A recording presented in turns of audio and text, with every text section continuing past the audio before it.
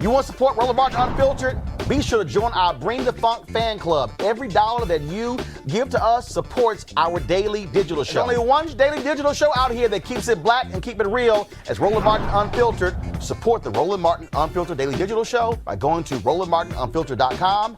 You can make this possible. Since 2005, when Dr. Bennet Omalu first reported finding widespread brain damage in a former NFL player, concerns about CTE have inspired a global revolution in concussion safety and warned of a crisis for America's most popular sport.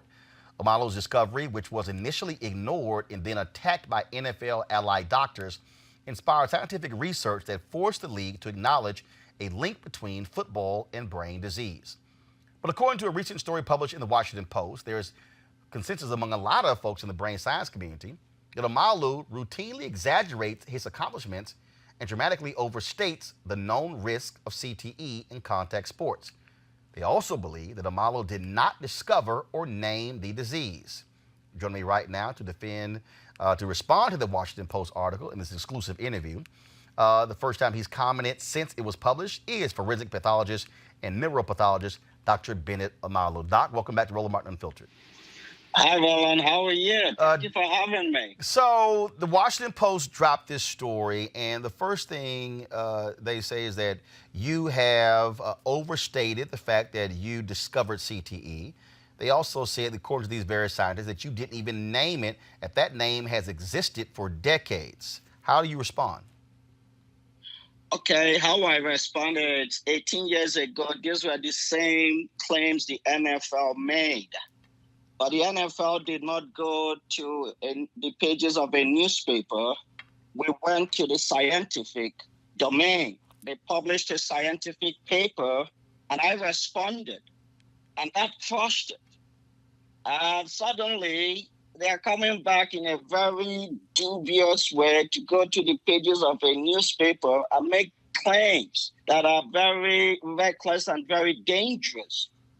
The moment you begin to attack scientists like myself on the public domain, that is not good for science. You come up with a hypothesis, like I did in 2002 after the Mike Webster case. Before Mike Webster, we knew of dementia pugilistica. So the NFL attacked me and said the Mike Webster case was not dementia pugilistica. I said, yes, it's not dementia pugilistica. Then what is it? That we may be getting it wrong. We've always believed this only affected boxers, that it did not affect only boxers, that it affects everybody who has suffered from traumatic brain injury. And instead of calling this disease dementia pugilistica, we had to give it a new name. The big question was, what name do we give it? I couldn't call it dementia footballitica or Mike Webster's disease or football dementia. I had to give it a name with a name that is already in the literature.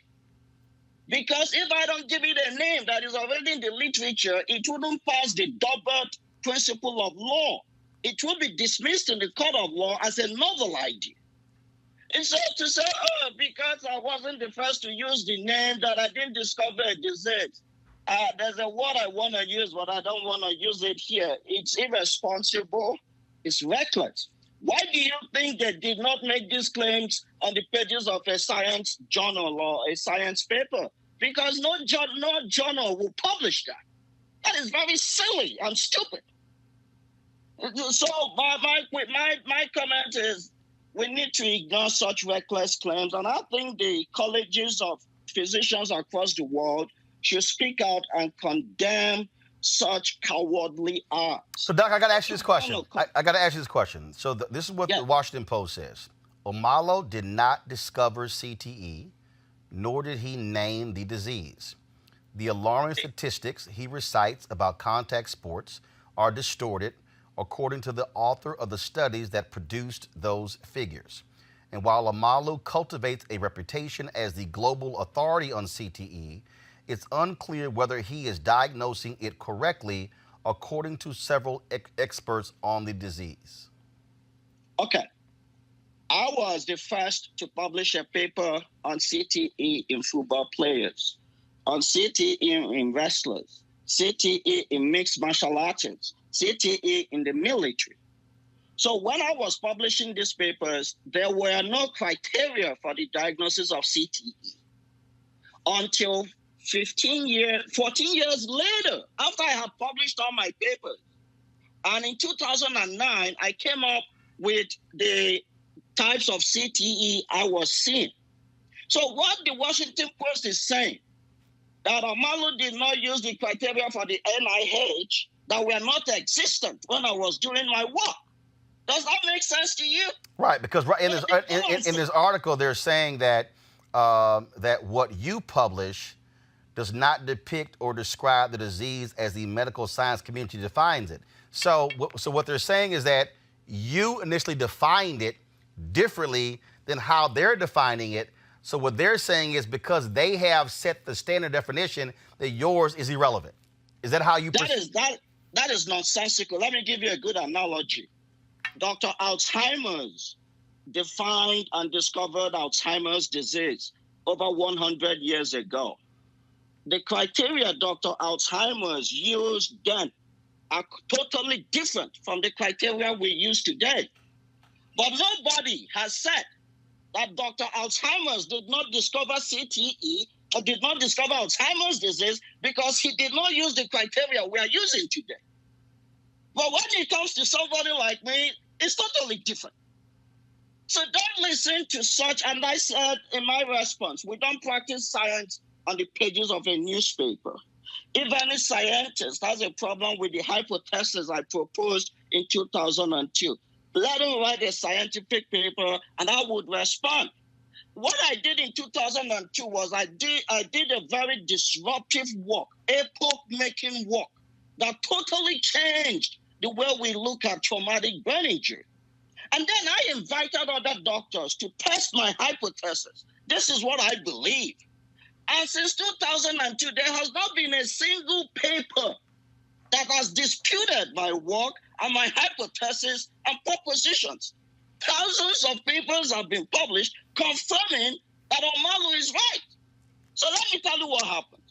The NFL and their so-called doctors, if you notice, they don't mention the doctors' names. We fought this battle 18 years ago. I prevailed. The truth prevailed. We all prevailed because this is for the good of humanity. And now, because they lost the first battle, they're now coming to play dirty, to go to the pages of the newspaper where I cannot respond. If you want to respond, they tell you, oh, we don't think we can publish it now. So the narrative, maybe they believed, because it's 20 years now, that people may have forgotten what happened. So they're coming now with alternative truths. These are very complex and complicated scientific principles. And in science, they are the innovators, people who think outside the box, people who are disruptive in the way they think. And there are people who are there to recycle work that has been created. What happens is when you are innovative, people are more likely to attack you and challenge you because you're disrupting the way they are comfortable with. Doc, I want to read this paragraph here. Stephen Dikoski, a neurologist and deputy director of the McKnight Brain Institute at the University of Florida, was one of Omalu's early collaborators. In a phone interview, Dikoski said he and Omalu knew in 2005 they had not discovered a new disease. Dikoski knew the disease as dementia pugilistica, however, and agreed with Omalu that they should rename it because Webster hadn't been a boxer. Omalu suggested CTE. Dikoski believed then that Omalu had come up with the name, he said, until he later learned researchers had been using the term for years. Quote, I was a bit embarrassed, Dikoski said. He said he has no idea why Omalu continues to claim he discovered and named the disease. How would you respond to what Stephen Dikoski said? If you look at the Mike Webster paper, I was the primary author. Dikoski was a co-author. I wrote the paper. So Dikoski, who was a much senior, Dikoski is now retired, the much senior doctor. He didn't know what I did on day-to-day basis while writing the paper. So what I did in 2002 was I introduced a new concept that this is more than boxers. This is not dementia pugilistica, that the way we've been thinking about this disease for hundreds of years is wrong. That this disease affects every spectrum of contact sports. We couldn't call it dementia pugilistica because this is not dementia pugilistica. I did not discover the concept that traumatic brain injury causes brain damage. No. Before the work we did, we used to think dementia pugilistica was called what is called an amyloidopathy. We thought it was a different type of protein. And I said, no, what I'm seeing here is not amyloid. Now, what I'm seeing here is tau. So this is a completely new disease or new disease process, whatever you want to call it. We couldn't call it dementia pugilistica. So this disease we've discovered, what do we call it? I couldn't give it any name I wanted. I went back to the literature to look for names that are already in the literature. I have never said that I was the first to use that terminology. It is not possible. How could you be the first to use the terminology chronic, traumatic, encephalopathy? These are generic terminologies. But the naysayers will want, when people are not being honest and truthful, they will add up lies to make their alternative truths more believable. I have never said I was the first to use the terminologies. It's not possible. It's like saying that Albert Einstein was the first to use the terminology theory of relativity. But in terms of the disease we saw, we needed to give it a name. And because of a principle called the Daubert principle, people could research it as Daubert. I couldn't use a new name for it. So I used names already in the literature to name this disease we've discovered. I made several hypotheses in my paper that other scientists should test my hypothesis. And guess what? I was proven wrong. CTE has become an accepted disease. Even a household name. Everybody, including my 9-year-old son, knows what CTE is. The science has moved forward. So why are we going back to what happened 18, 20 years ago? What do you think is at play here? Do you believe that there are other doctors, scientists, researchers who want to be the leader in this? This is sort of like when folks were dealing with HIV and AIDS, and you had these different doctors across the globe who were trying to be the first to discover this or discover that to go down in history. Do you believe that is what is at play here with this article with these doctors? That is what is at play here. I'm not American. I'm a foreigner who came to America to discover a disease in America's most popular sport. Many American doctors find that embarrassing. And there's been a narrative to displace me. But what I want to share with the world, I'm a Christian. Today, I performed 9 autopsies. I'm very aware of my mortality. Look at Kobe Bryant died last weekend. I could be dead tomorrow. What does it beget you to inherit the whole world and lose your soul? Because you want to be recognized for something Omalu was recognized for, you're willing to destroy Omalu's name just for your own self-aggrandizement. That is what is called wickedness. And people should see it for what it is. This happened 18, 20 years ago.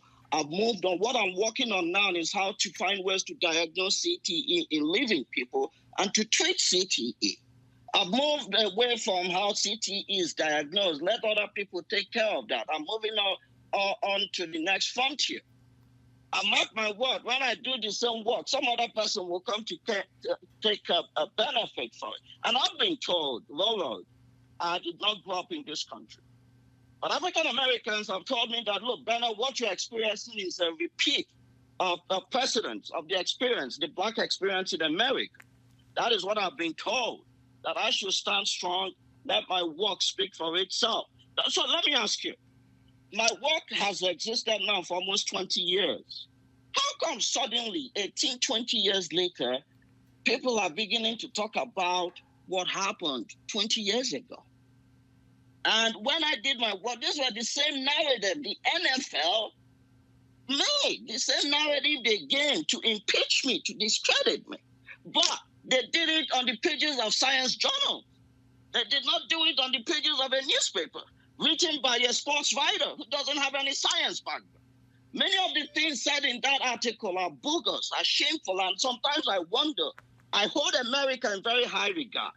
Well, after I read that article, I'm like, gee, is this the America I knew when I was a child? What is going on?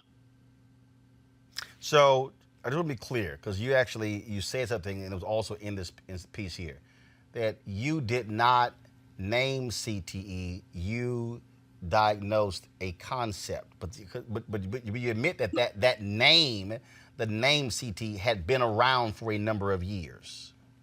Yes, that is what in fact, if it had not been around, I wouldn't have used it. That is the point I'm making. Because of the double DAUBERT, I'm also a forensic pathologist.